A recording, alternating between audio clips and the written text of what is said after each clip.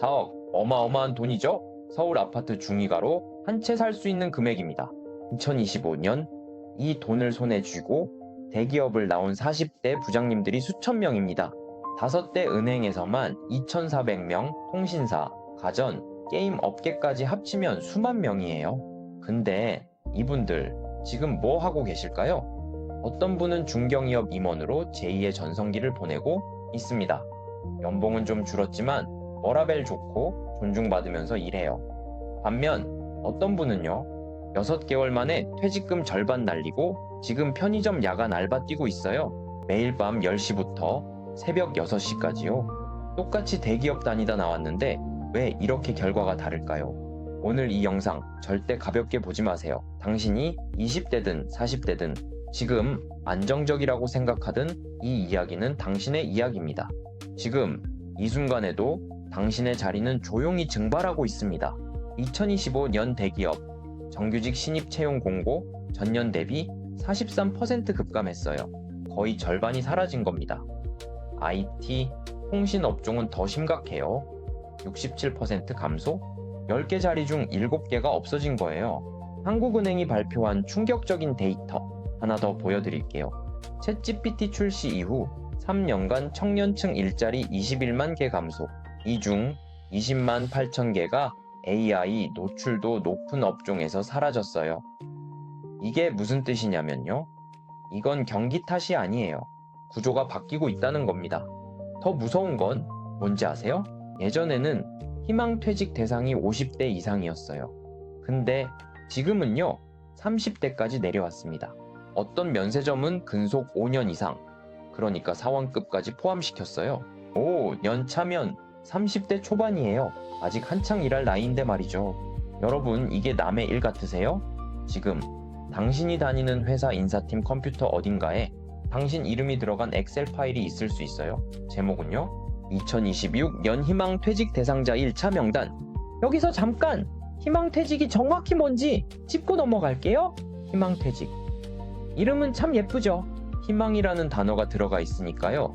근데 현실은요? 경제학에서 이걸 뭐라고 부르는지 아세요? 비자발적 이직의 완곡 표현입니다. 맨큐의 경제학 원론, 노동시장 편을 보면 이렇게 나와요. 기업은 인건비 부담과 구조조정 필요성이 생기면 법적 리스크를 피하기 위해 금전적 인센티브를 제공하는 자발적 퇴직 형태를 선호한다. 한마디로요? 회사가 나가주세요라고 직접 말하면 부당 해고가 되니까 돈을 많이 줘서 제가 나가겠습니다 라고 말하게 만드는 거예요. 자, 그럼 기업들은 왜 이렇게까지 하는 걸까요? 단순히 경기가 안 좋아서? 아니에요. 크게 3가지 이유가 있습니다. 경기, 인구 구조, 그리고 기술. 이 3가지가 퍼펙트 스톰을 만들어낸 거예요. 첫 번째, 경기 요인.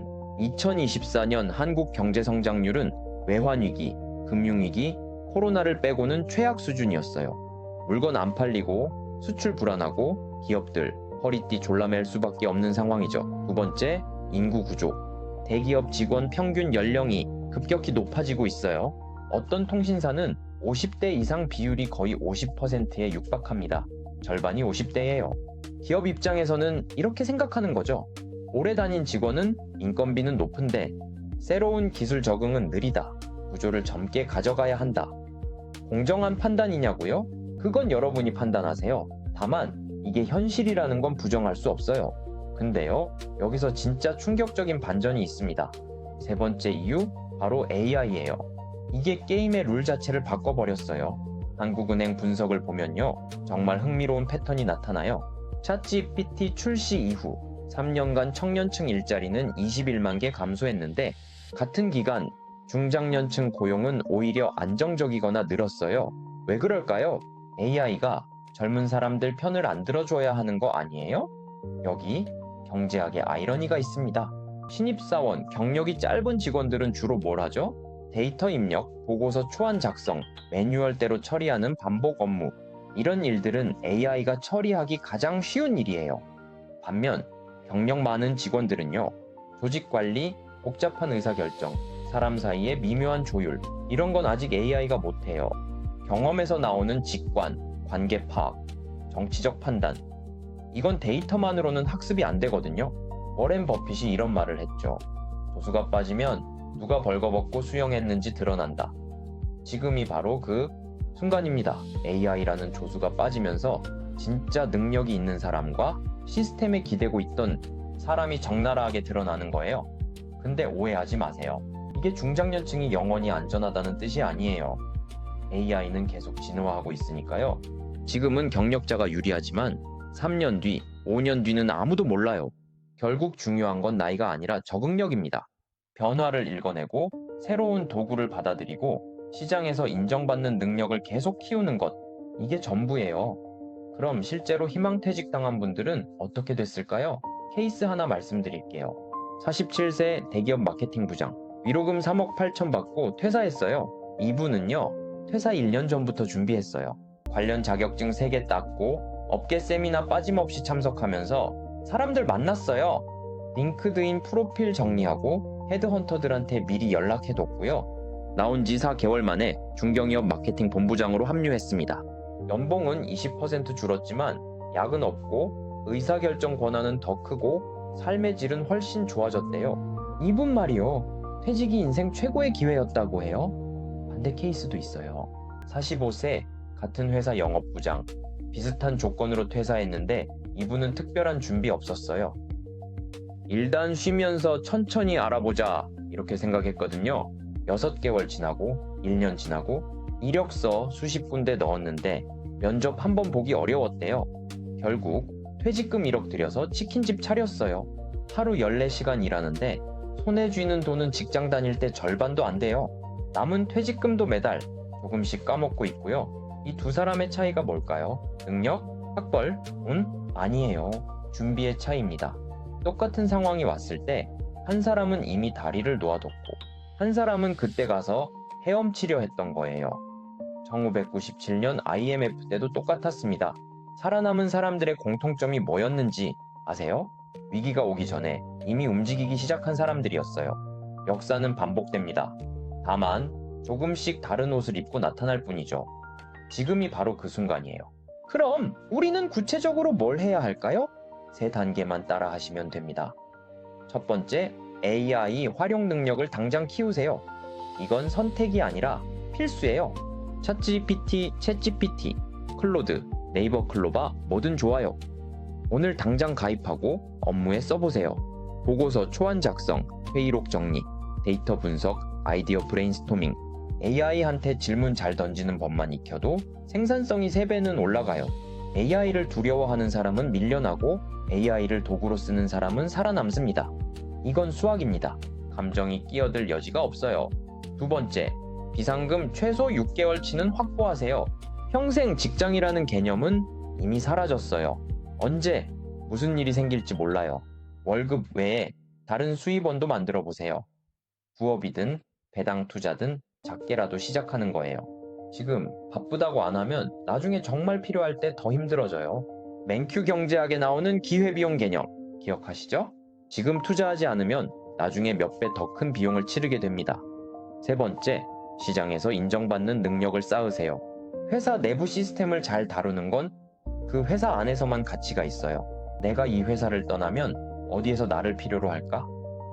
이 질문에 답할 수 있어야 해요. 전문성, 문제 해결 능력, 소통 능력, 리더십.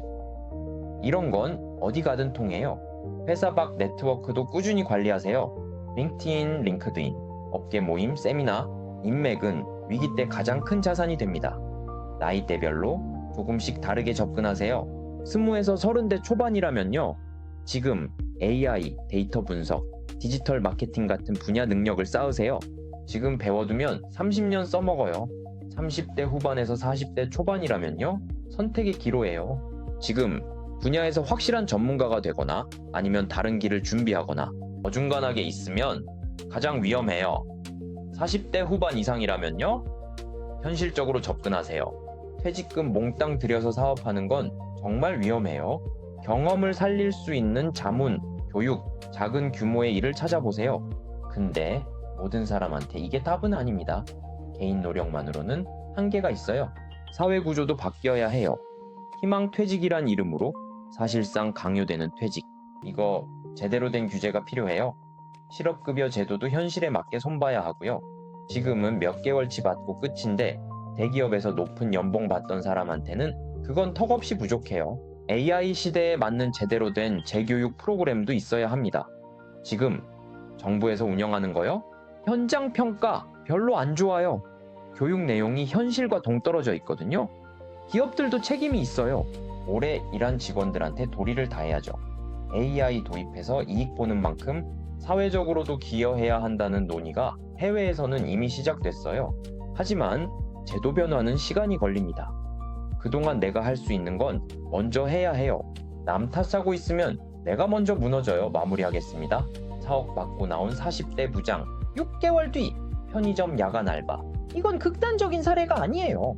지금 이 순간에도 벌어지고 있는 현실입니다. 2025년 대기업 채용 43% 감소, 3년간 청년 일자리 21만 개 증발, 희망퇴직 대상 30대까지 확대. 이건 숫자가 아니라 사람들의 인생이에요. 근데 절망할 필요는 없어요.